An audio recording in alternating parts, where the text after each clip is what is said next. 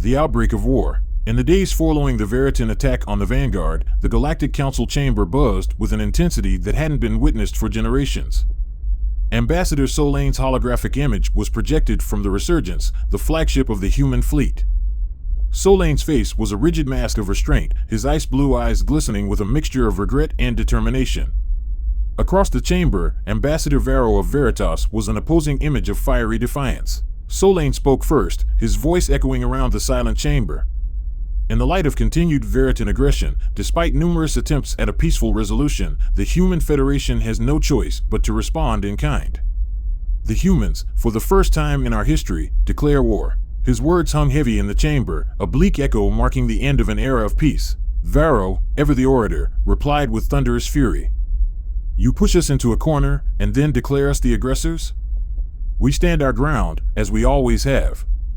You shall see, Solane, that the Veritans do not yield easily. The tension in the Galactic Council chamber escalated to palpable levels. Diplomats and representatives from countless species whispered amongst themselves. War was coming. An inescapable, catastrophic war. But, for the moment, an eerie silence filled the universe, as if it held its breath, waiting for the inevitable explosion. In the vast void of space, starships stood on the precipice of violence. The Veritan and human fleets, each a formidable assembly of technological prowess and military might, faced each other. The chilling silence was punctuated only by the frantic communication signals flying between the ships. Orders were given. Weapons were primed. Captain Jane Langford of the SS Destiny received the order and relayed it to her crew. Engage combat protocol. Initiate first strike. Fire at will. Back on New Terra, the declaration of war was met with a sobering mix of fear, resolve, and a rallying call to protect their world. Massive screens in city squares played the declaration on a loop. The atmosphere was tense, but there was a sense of unity as well.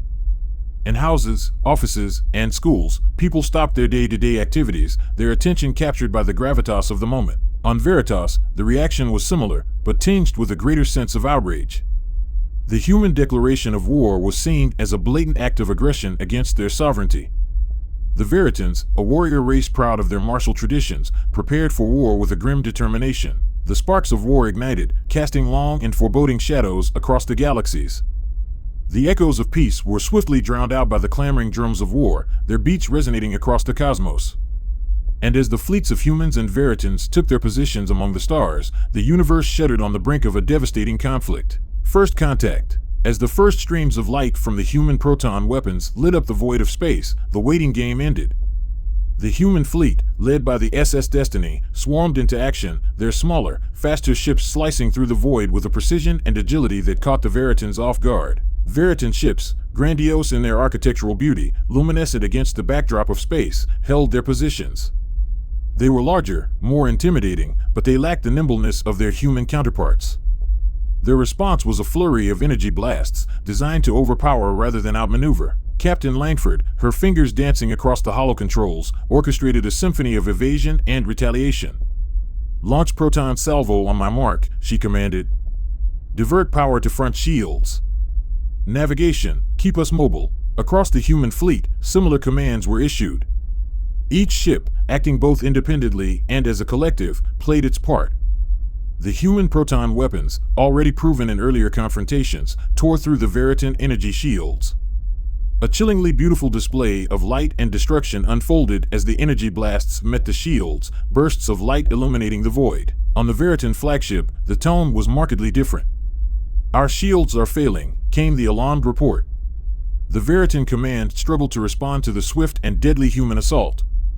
But despite their superior numbers, they were being outmaneuvered and overpowered. Back on New Terra, people gathered in the public squares and around screens in their homes, watching as the first reports of the initial battles came in. The sense of unity was even stronger now, but the reality of war was beginning to hit home. The faces of the brave men and women serving on the ships in those distant battles were displayed, their smiling photos a stark contrast to the reports of the battle. A similar scenario was playing out on Veritas. The Veritans, who had believed in their inherent superiority, found the initial reports hard to accept. They had not expected the humans to be so formidable. Their warrior spirit, however, did not falter. They resolved to fight on. Back in space, the first major conflict of the war raged on. The SS Destiny, leading the attack, aimed their next salvo at the Veritan flagship. The blast from the proton weapon pierced the Veritan ship's shields, tearing a gaping hole in its side. It was a critical hit. The ship listed heavily to one side, its lights flickering and dying. The rest of the Veritan fleet watched in stunned silence as their flagship faltered. The humans, they realized, were not only matching them but besting them.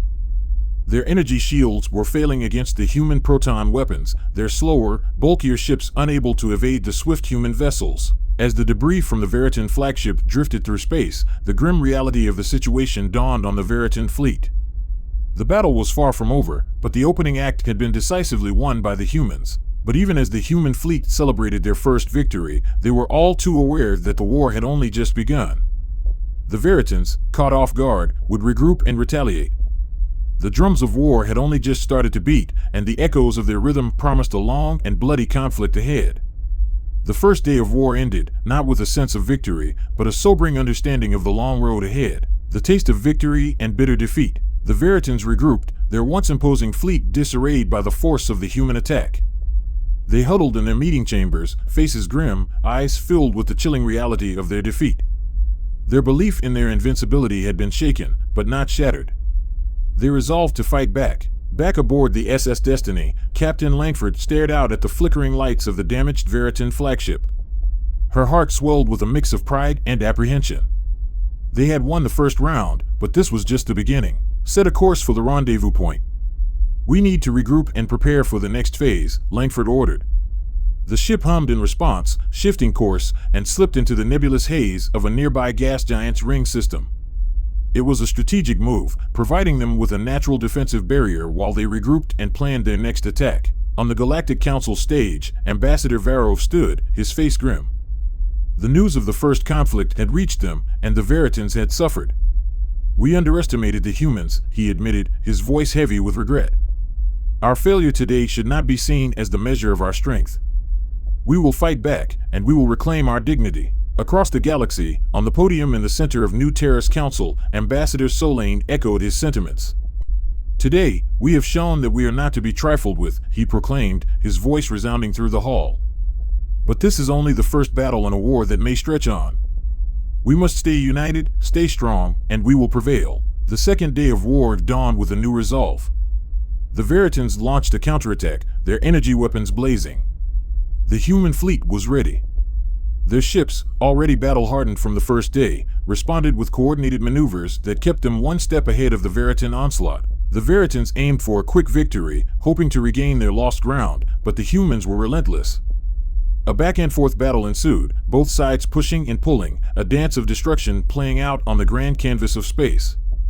Ships exploded in showers of debris, energy blasts lighting up the void, and in the midst of it all, the SS Destiny fought like a vanguard, leading the human fleet to victory. By the time the skirmish ended, the humans had again emerged victorious, their superior tactics and weapons proving to be the key.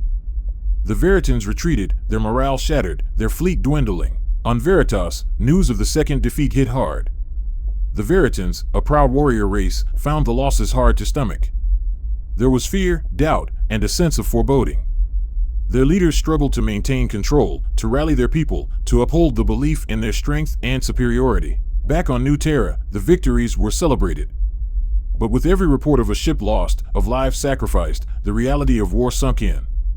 Their faces lit up with pride, but their hearts heavy with the cost of such victories. In space, on the bridge of the SS Destiny, Captain Langford looked out at the stars. They had proven their mettle, proven they could not only withstand the Veritans, but best them. But the war was far from over. It was only the beginning. The taste of victory was bitter, tainted with the cost of lives lost. As the lights of distant stars flickered in the vastness of space, the galaxy held its breath. The war was just beginning, the stakes higher than ever before. The humans, though victorious, were not naive. They knew the Veritans would strike back, and they would be ready. The galactic tides of war. The Veritans had been a force of stability and control for centuries, but their defeat at the hands of the humans had shattered this image.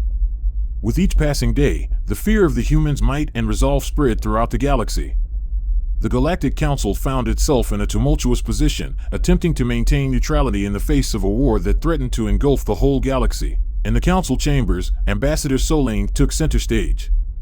"We fight not for control or dominance, but for our right to exist without oppression," he declared, his gaze scanning the room.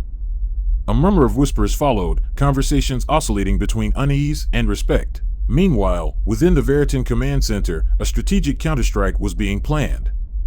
The loss of their once indomitable fleet had been a hard pill to swallow.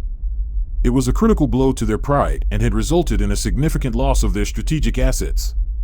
But the Veritans were not a race to back down. "The humans are strong, but they are not invincible," proclaimed General Vress, pounding his fist on the command table.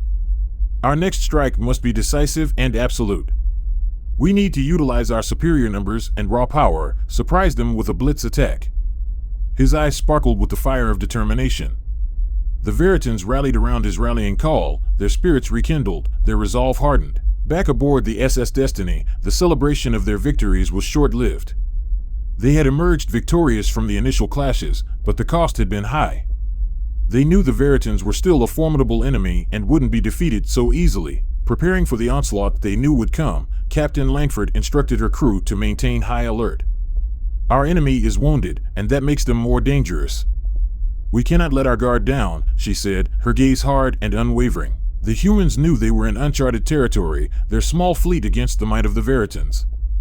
But their resolve had been tempered in the fires of battle, and they would not back down. As the stage was set for the next round of confrontations, news of the war had spread throughout the galaxy. Races watched with bated breath, and alliances shifted.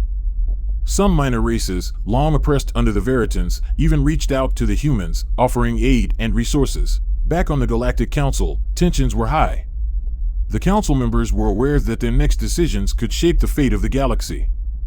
Ambassador Solane urged them to consider the consequences of a prolonged war and the potential destruction it could bring. Simultaneously, on Veritas, a planet gripped by fear and uncertainty, General Vress rallied his forces, preparing them for the battle ahead. Despite the two defeats, the Veritans remained determined. As the fourth day of the war dawned, the SS Destiny stood at the forefront of the human fleet, ready to face whatever the Veritans threw at them. Back on New Terra, people watched and waited, their hearts filled with both pride and apprehension. The Veritan forces surged forward, their energy weapons blazing, marking the beginning of another day of battle. The humans met them head-on, their proton weapons causing devastating damage to the enemy's lines. A day of fierce battles ensued, but the humans, against all odds, managed to push the Veritans back once again. As the final reports of the day trickled in, it was clear that the humans had gained the upper hand. The Veritan attacks had been thwarted, their fleet further diminished. The news rippled through the galaxy, instilling a mix of awe and fear. The tide of war had turned in favor of the humans, but the conflict was far from over. The galaxy braced itself for the battles yet to come.